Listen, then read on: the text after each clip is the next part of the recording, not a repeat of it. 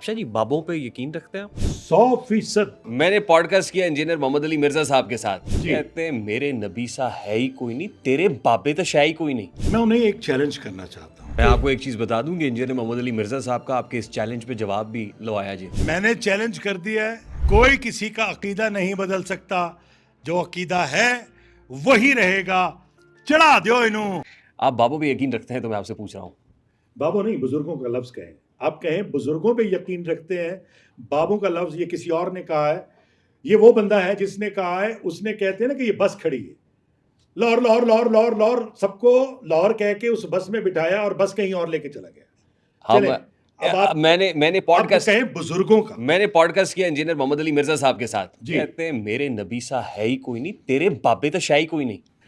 یہاں پہ میں ایک چھوٹی سی بات کرنا چاہوں گا. مرزا محمد علی، انجینئر مرزا محمد علی، میں انہیں ایک چیلنج کرنا چاہتا ہوں. ایک تو وہ کہتے ہیں نا بابے، ان کو یہ نہیں سمجھ آتی کہ اس لفظ سے بہت سارے لوگوں کو تکلیف ہوتی ہے، دل آزاری ہوتی ہے. بزرگ ہیں جو اللہ کے پیارے بزرگ ہیں، ہم یہ نہیں کہتے کہ وہ بزرگ دینے والے ہیں، آپ اللہ سے مانگے، ان سے مانگے. میں ایک بات کا چیلنج کرتا ہوں مرزا صاحب کو.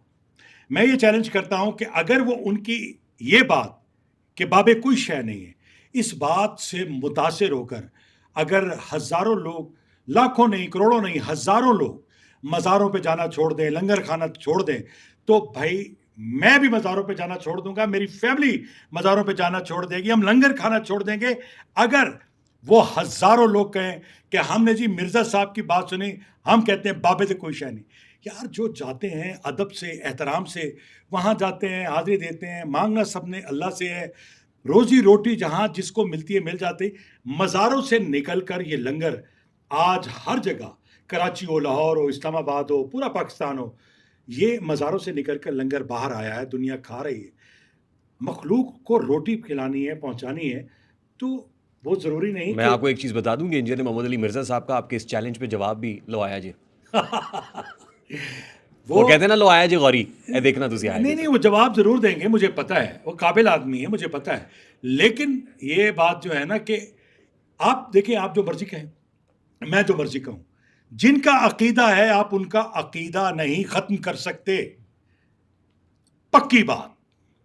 میں نے چیلنج کر دیا ہے، کوئی کسی کا عقیدہ نہیں بدل سکتا، جو عقیدہ ہے وہی رہے گا، چڑھا دیو انہوں.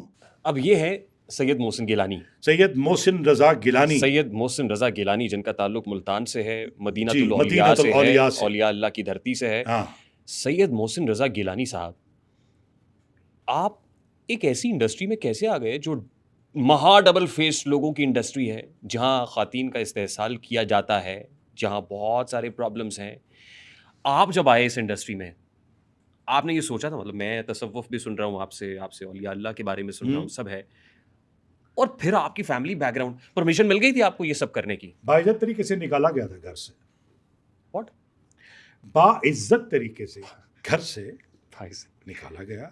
مطلب ان کو میرا ریڈیو پاکستان پہ بولنا بھی پسند نہیں تھا. اچھا.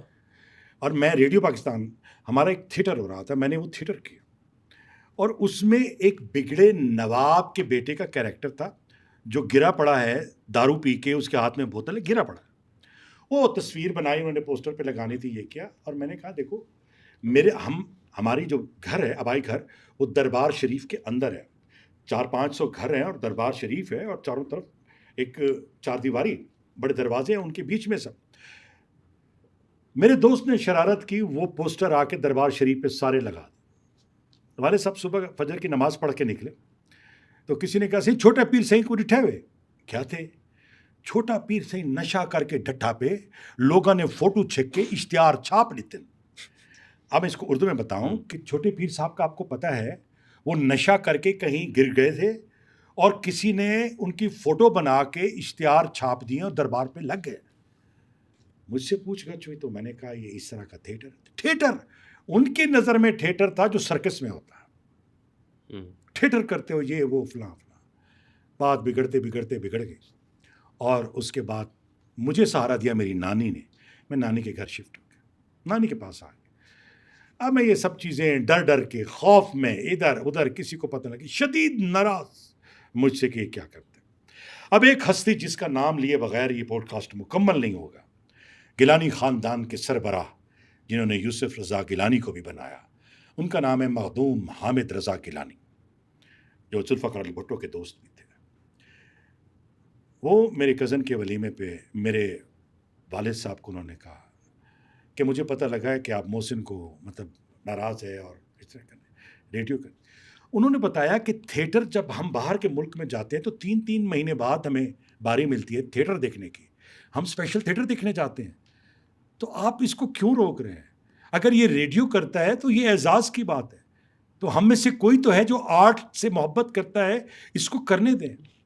میرے والد صاحب چپ ہو گئے، اور میں احسان مند ہوں مخدوم حامد رضا گیلانی صاحب اللہ ان کے درجات بلند کرے، انہوں نے میرے والد صاحب کو کہا اس کو 2 سے 3 سال کا ٹائم دو، یہ کرنا چاہتا ہے، اگر کر گیا تو ٹھیک، ورنہ یہ وہی کرے گا جو آپ چاہیں۔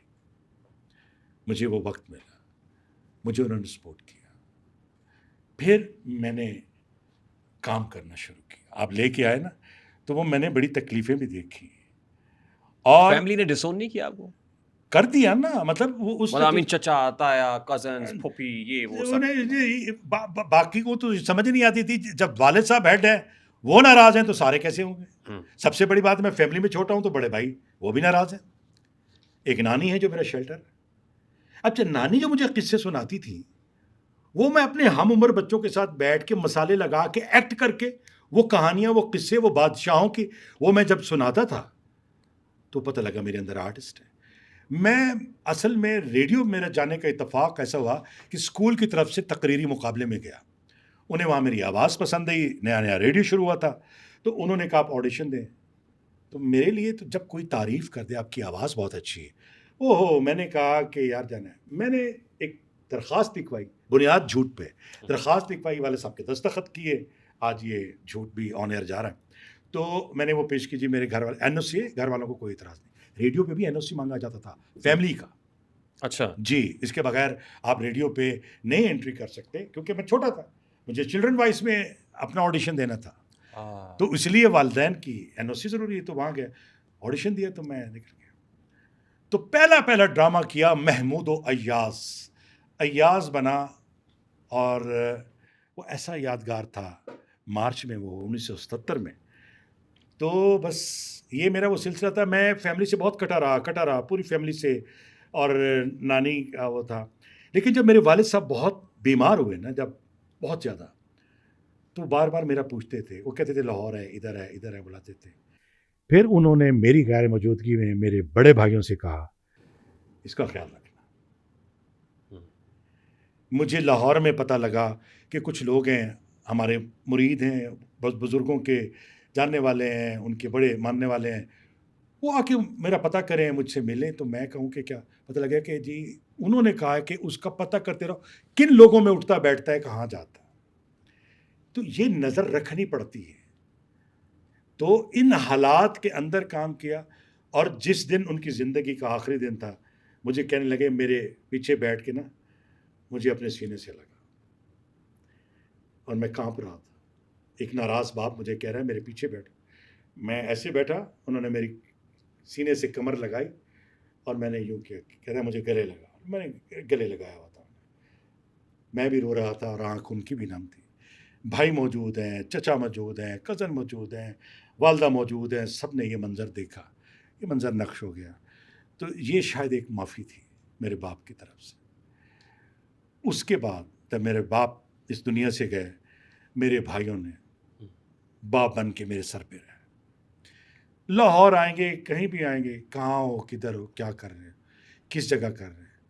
اب آپ کو ایک حیرت زدہ بات بتاؤں، میرا بڑا بھائی میرے سخت خلاف، مخدوم فیاض الحسن گیلانی، میں نے پاکستان کا پہلا جو سوپ تھا تیرے پہلو میں، جیو کے لیے میں نے وہ لکھا، نئے لوگوں کا آڈیشن کیے، نئی کاسٹ لے کے آئے، نئے بچوں کو لے کر آئے، اس میں بڑے بڑے سٹار بنے، اس وقت بے شمار لوگ ہیں جو سٹار ہیں، اسی میں سے نکلے۔ میں نے اپنے بڑے بھائی آئے ہوئے تھے لاہور، میں نے کہا وہ میں نے جانا ہے ڈرامہ، آج میرا اوپننگ ہے، مجھے نہیں لے کے جاؤ گے؟ اچھا، ایکسیپٹنس۔ میں رو پڑا، مجھے کہتے ہیں میں جاؤں گا، میں دعا مانگوں گا، تمہاری ڈرامے کی اوپننگ ہے، تمہارا لکھا ہوا ڈرامہ ہے، کوئی نہیں، چلو۔ یہ باپ کے بعد بھائی اس طرح بنا.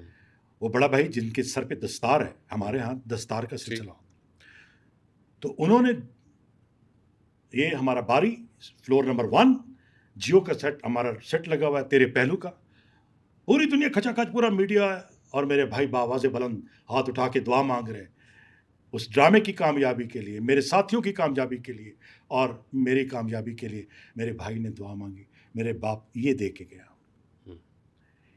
یہ پھر بھائی جو آپ کے اوپر سر پہ آ جاتے ہیں نا, کہ باپ جو محبت چھوڑ گئے نا وہ اب ہمیں پوری کرنی ہے.